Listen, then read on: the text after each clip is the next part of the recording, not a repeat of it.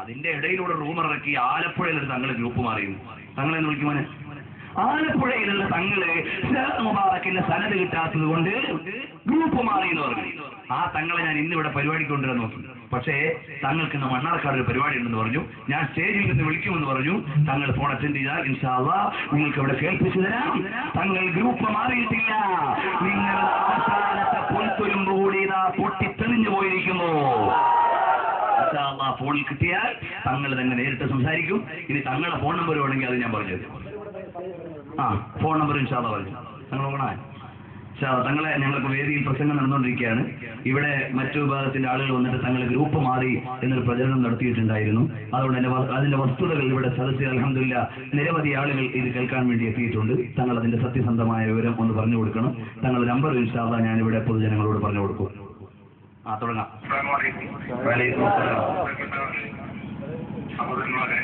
ഞാൻ പള്ളി വന്നിട്ടുണ്ട്. ഇന്ന് ഈ പരിപാടിയിലേക്ക് എന്നെ ക്ഷണിച്ചതാണ് ഈ ഇപ്പോഴത്തെ പ്രവർത്തകര്. ഞാൻ എന്റെ നാട്ടിലെ മുത്തൂര് പള്ളിക്കുന്നെന്ന് പറയുന്ന പ്രദേശത്ത് തങ്ങളുപ്പാപ്പ എന്നൊരു സംഗീത സദസ്സിന്റെ ഉദ്ഘാടനമായിരുന്നു. അതുമായിട്ട് ബന്ധപ്പെട്ട് നാട്ടിലേക്ക് വന്നതാണ്. ഞാനുമായി ബന്ധപ്പെട്ട് അവിടെ നേരത്തെ വെച്ചെന്റെ ഒരു പരിപാടിയിൽ ഉള്ളങ്ങളെയും ഹിന്ദുസ്ഥാനിയും പുറകിൽ നിന്ന് മാറി എന്തോ ഒരു പ്രചരണം നടത്തി എന്നറിയാൻ കഴിഞ്ഞു. തീർത്തും അസംബന്ധമാണ്.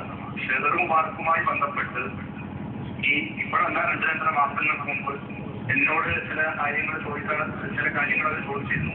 അക്കൂട്ടത്തില് ഷെദർ പാർക്കിന്റെ സ്ഥലത്ത് തങ്ങൾ കണ്ടിരുന്നോ എന്ന് ചോദിച്ചപ്പോൾ, അതുപോലെ തന്റെ നാട്ടിലല്ലേ ഉത്സാഹമൊക്കെ ഉള്ളത് കാണിച്ചു തന്നിട്ടില്ലേ?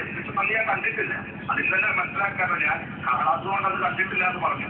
ഇന്ന് എനിക്കത് ബോധ്യമായി. അപ്പോ തക്കത് ബോധ്യമായപ്പോ ഞാനത് അന്ന് ഞാൻ കണ്ടിട്ടില്ല എന്ന് പറഞ്ഞത്. ചെറുപാർക്ക് ഗുരുവായി ഞാൻ പറഞ്ഞിട്ടില്ല. ആർക്കും തെളിയിക്കാനും കഴിയില്ല. അങ്ങനെ പറഞ്ഞിട്ടില്ല.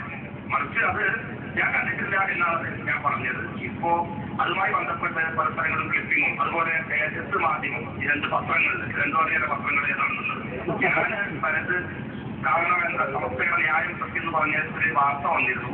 ആ വാർത്ത ഞാൻ പറഞ്ഞതുമല്ല, ഞാൻ എഴുതി കൊടുത്തതുമല്ല. മറിച്ച് FKSSF അതിന്റെ സർഗലയം ആലപ്പുഴ ജില്ലയിൽ നടന്നപ്പോൾ അതിന്റെ ചെയർമാൻ സ്ഥാനത്ത് എന്നെ അവർ അനുരോധിച്ചു. ഞാൻ ആ യോഗത്തിൽ പോയിട്ടില്ല. എന്നെ വിളിച്ചു പറഞ്ഞു. അത് പാലക്കാട്ട് അബ്ബാസലി തങ്ങളോടൊക്കെ നിർദ്ദേശപ്രകാരമായതുകൊണ്ട് ഞാൻ നിൽക്കുന്ന മഹലിൽ വലിയ മഹലാണ്. 2000 വീടുകളിൽ വലിയ മഹൽ.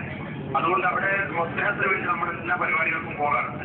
ആ രീതിയിൽ ആ ചെയർമാൻ സ്ഥാനം ഏറ്റെടുക്കുകയും അതുമായി ബന്ധപ്പെട്ട് നടന്ന പത്രസമ്മേളനത്തിലാണ് ഇങ്ങനെ വാർത്ത വന്നത്. അതുകൊണ്ട് ഇക്കലും ഇന്നത്തെ മാസത്തിന്റെ പ്രവർത്തകന്മാരും തെറ്റിദ്ധരിക്കുകയോ വഞ്ചിതരാകുകയോ ചെയ്തെന്നും അതിന് ആർക്കെങ്കിലും വേദനിച്ചിട്ടുണ്ടെങ്കിൽ ഞാൻ കാരണമായിട്ട് അതിന് പ്രയാസം ഉണ്ടാകരുത് എന്ന് പറയുന്നത്. ഞാനിപ്പോ പോലെ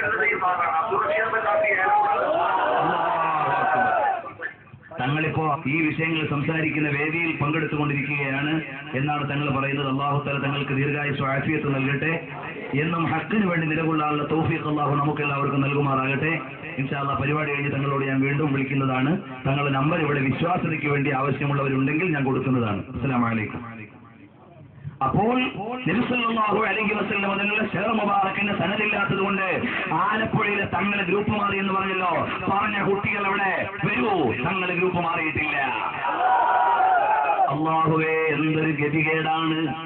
സാദാത്യങ്ങളെയും ആലിമീങ്ങളെയും എല്ലാം വലിച്ചടച്ച് ഈ സമുദായത്തിന്റെ ഇടയിൽ തെറ്റിദ്ധാരണയുണ്ടാക്കാൻ ശ്രമിക്കുമ്പോ അദീമായ റബ്ബിന്റെ കോടതിയിൽ ഹാജരാകണമെന്ന പേടിയില്ല.